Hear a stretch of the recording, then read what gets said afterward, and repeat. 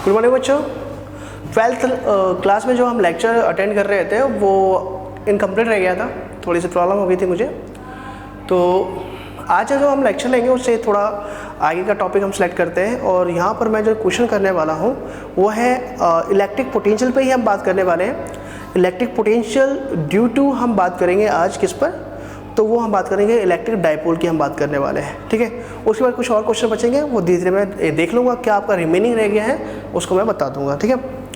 तो फिलहाल हम जो बात करते हैं पोटेंशियल के पॉइंट ऑफ व्यू से हम बात कर रहा हूँ, फिर सिलेबस के पॉइंट ऑफ व्यू से बात नहीं कर रहे हैं हम।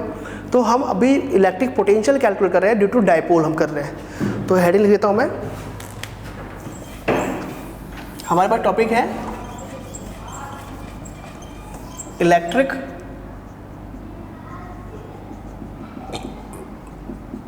पोटेंशियल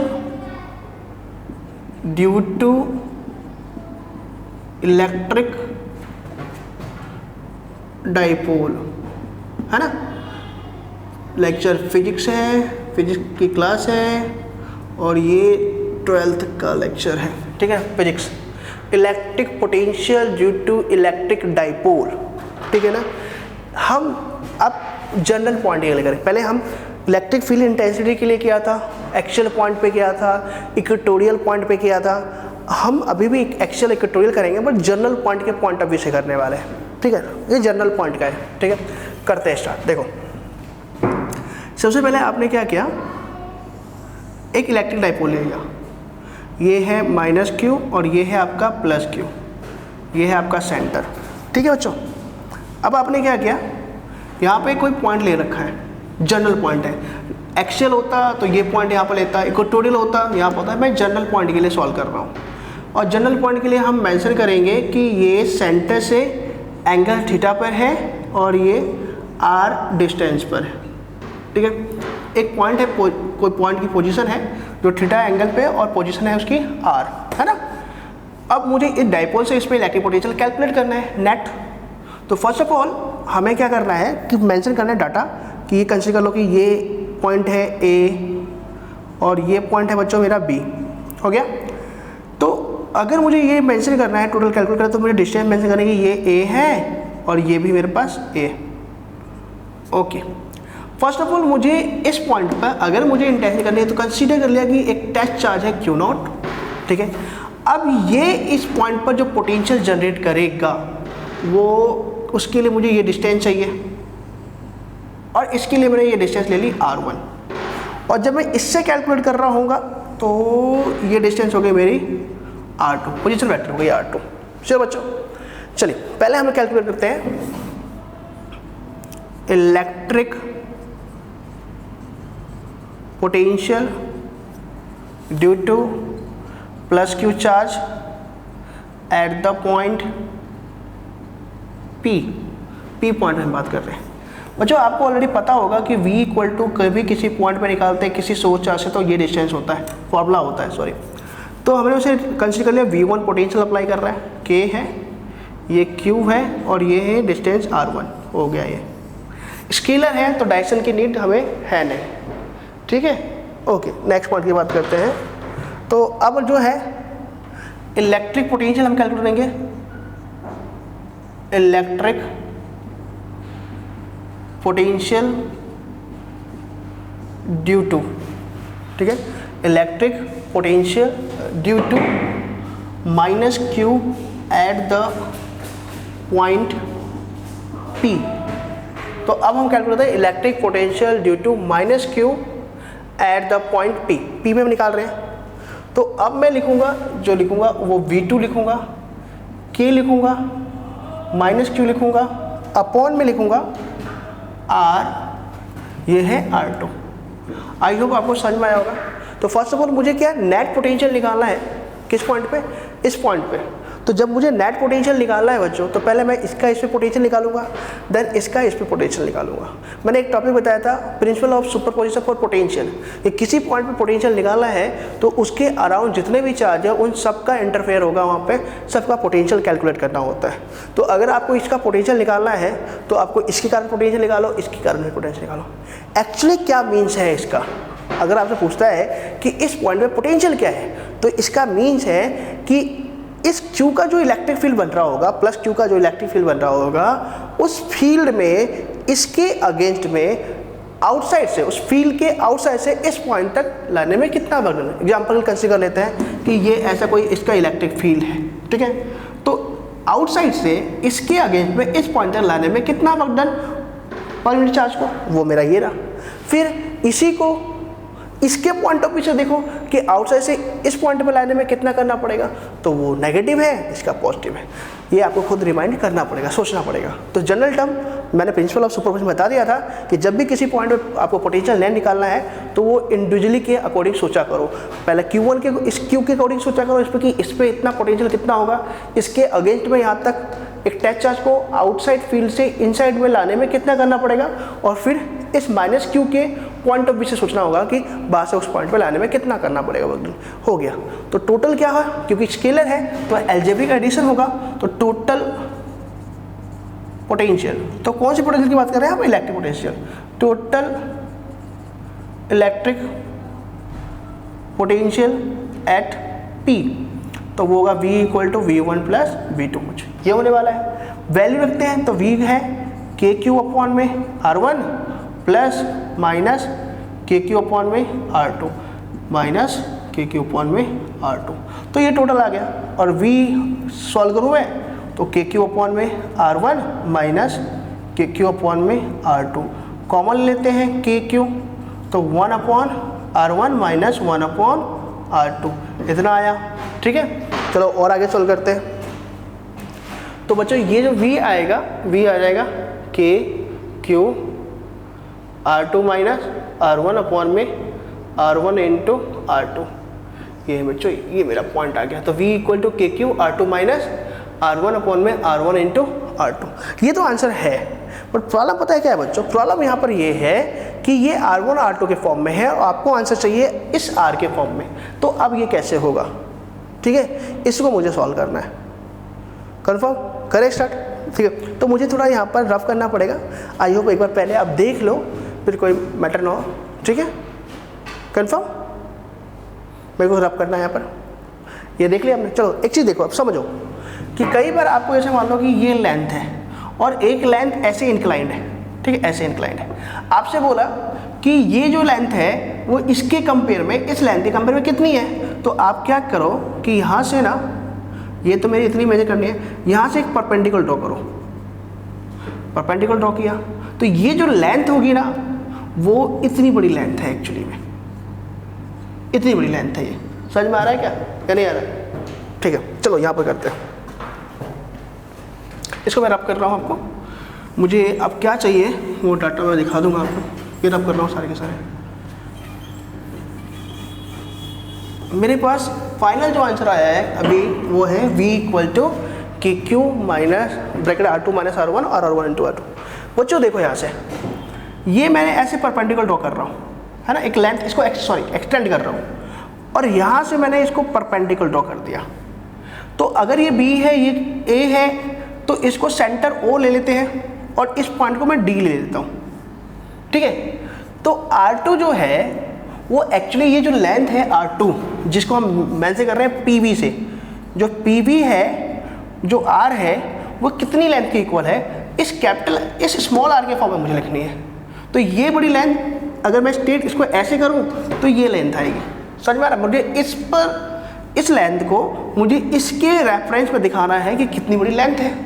तो जो PV है वो R जो है, तो मैंने परपेंडिकुलर ड्रॉ किया, कट यहाँ पे किया, ठीक है। तो जैसे एग्जांपल के लिए कंसीडर कर लो कि ये एक्चुअली यहाँ से यहाँ तक R था, ठीक है ना, ये है P, ये है B, ये है O। समझ में आ रहा है। तो जैसे ही परपेंडिकुलर किया D, तो ये जो R जो लेंथ, ये जो लेंथ आ रही है BP या PB जो लेंथ आ रही है, ये लेंथ वो एक्चुअली कितनी बड़ी दिखेगी आपको, P से O प्लस O से D, इतनी बड़ी लेंथ है इस लेंथ के रेफरेंस पर। तो ये जो लेंथ आपको दिख रही है PV, जो R है, वो एक्चुअली होगी P से O तक प्लस O से D तक प्लस O से D तक। तो PO तो मुझे पता है ऑलरेडी कि भाई PO तो R है, तो P जो O है वो तो R है, पर मुझे OD निकालनी है। बच्चों ये जो लेंथ है मेरे पास, आपको पता है कि ये जो है यहाँ से यहाँ तक जो लेंथ है वो तो ए है ही मेरे पास, ठीक है, यहाँ से देख लेता हूँ मैं, ठीक है ना, ये ए है यहाँ तक, ठीक है, और ये वाली भी यहाँ से यहाँ तक भी क्या है, ए है, वो भी मैंने बता दिया आपको। अच्छा, ये एंगल थीटा है तो क्या ये एंगल भी थीटा होगा? बिल्कुल होगा।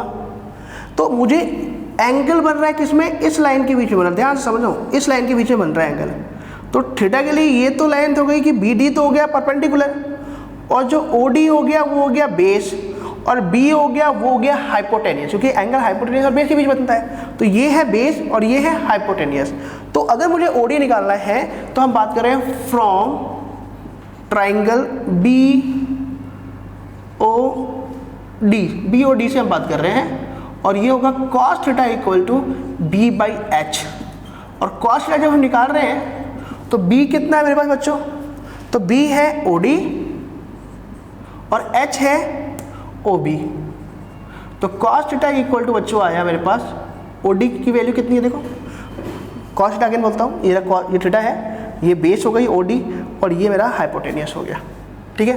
तो cos थीटा OD की तो कैलकुलेट करनी है OD, और OB जो है वो है कितना, A। तो OD जो आया वो आया A cos थीटा, आंसर आ गया। मीन्स O से D तक जो लेंथ आएगी वो आएगी A cos थीटा। क्या आएगी बच्चों? A cos theta. रख दो वैल्यू।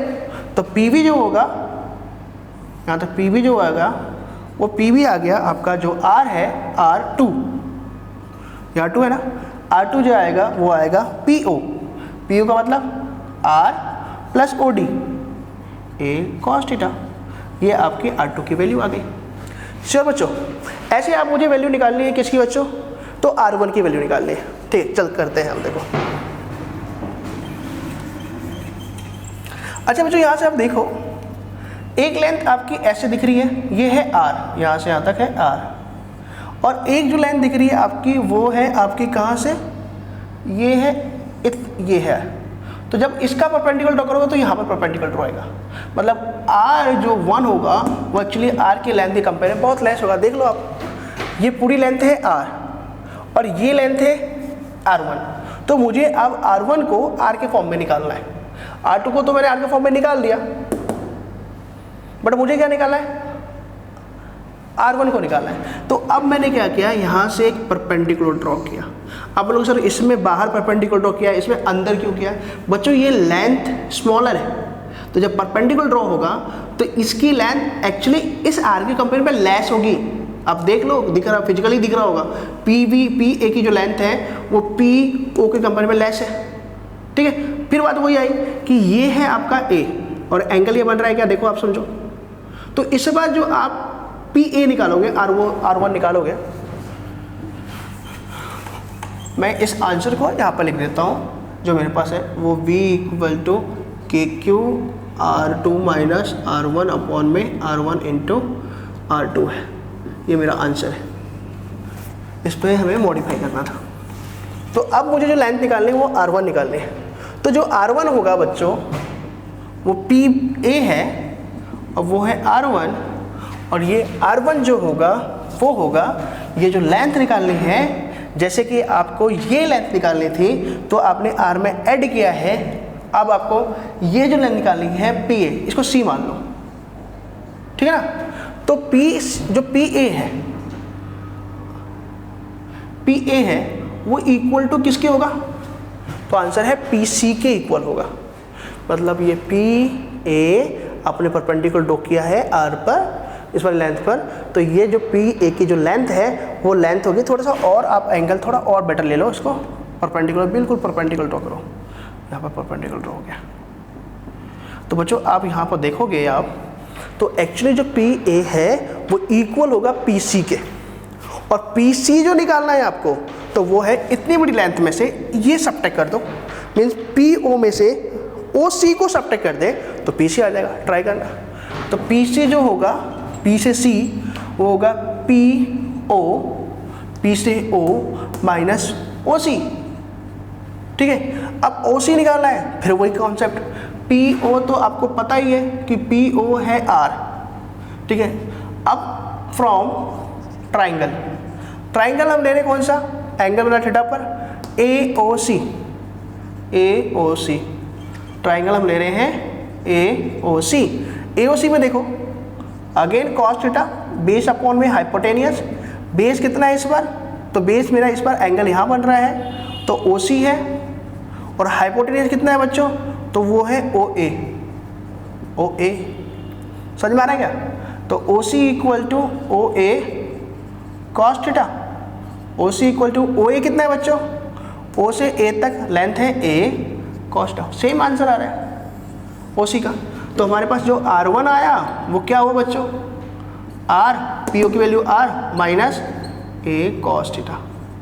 तो ये इक्वेशन फर्स्ट कंसीडर कर लो आप, ये इक्वेशन सेकंड कंसीडर कर लो आप, और ये थर्ड। समझ में आया क्या आपको। तो फ्रॉम इक्वेशन अब हम क्या करेंगे, from equation first second and third तीनों की वैल्यू हमें रखनी है। आप एक बार देख लो फिर वापस मैं सॉल्व करता हूँ।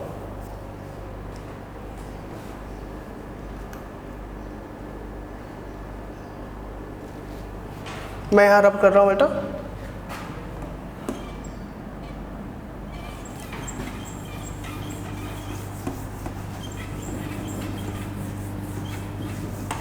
तो मेरे पास 3-4 टर्म आ गए। क्या क्या है देखते हैं। R1 आया है R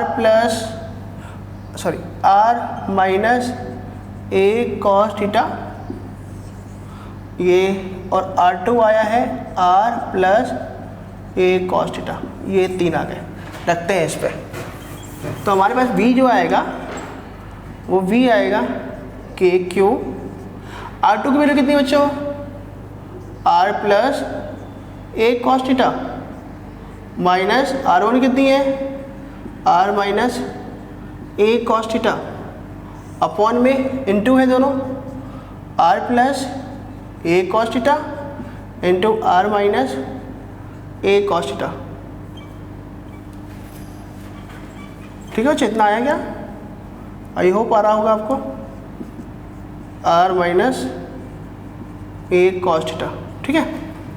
तो V equal to KQ R plus A cos theta minus R minus minus plus A cos theta upon में A plus B into A minus B, R square minus A square cos square theta. ठीक है, cancel हो गया। V equal to KQ 2A cos theta upon R square minus A square cos square theta. बच्चों देखो actually answer तो यही है, but वही कंडीशन लगाई जाती है इफ़, वही जो डाइपोल में हम ऑलवेज लगाते हैं, R higher than A, R higher than A square, similarly R higher than A square cos square theta. तो इस बार हम मेंशन करेंगे सो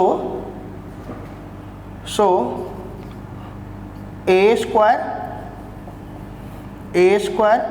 cos square theta equal to 0, nearly कितना कर लेंगे 0। अब इससे आगे करते हैं, तो हमारे पास जो आएगा V equal to KQ 2A cos theta upon में R का स्क्वायर। ठीक है, ये आंसर है मेरे पास। अगर मुझे इसको इलेक्ट्रिक डाइपोल मोमेंट के फॉर्म में लिखना पड़े तो P आपको पता ही है, इस डायग्राम के लिए 2AQ होगा, इसके लिए तो Q और 2A P हो जाएगा KP cos थीटा अपॉन में R के स्क्वायर। बच्चों ये आंसर आ गया, हो गया। अब मैं इसमें दो कंडीशन सॉल्व करने वाला हूँ, एक्सियल और इक्वेटोरियल। ठीक है, ये तो जनरल पॉइंट के लिए था, फॉर द जनरल पॉइंट। ठीक है, देखो जो आप ध्यान दो आप कि अगर मुझे ये क्वेश्चन बोलता है, यही आंसर है for the axial point electric potential due to electric dipole for the axial point की बात करता है।